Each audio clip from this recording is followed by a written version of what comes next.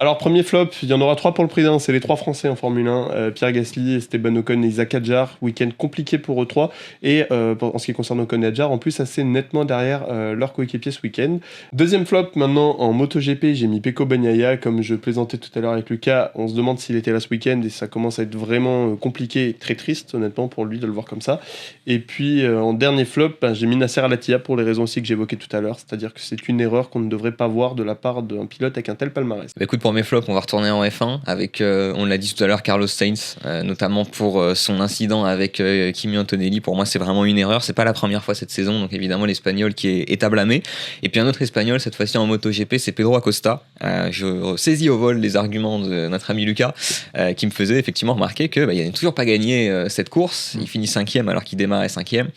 Il manque l'opportunité de l'emporter alors qu'il n'y avait pas grand monde en face, donc effectivement pour moi c'est dommage pour Acosta. Ouais, moi en flop je mets Marc Marquez, transparent.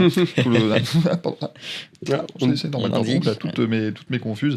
Non, je vous rejoins sur Carlos Sainz aussi, parce que là franchement, il y a eu ça.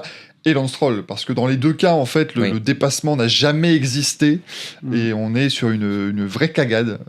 Et d'ailleurs, Stroll, je n'ai jamais vu un pilote s'excuser pendant l'accident. Oui, c'est fou. Si vous revoyez ça, il fait non, pardon, j'ai vu. Donc c'est voilà. Entre grands copains, avec Ocon. En plus, voilà, il s'adore avec Esteban Ocon, donc non, c'était bien normal.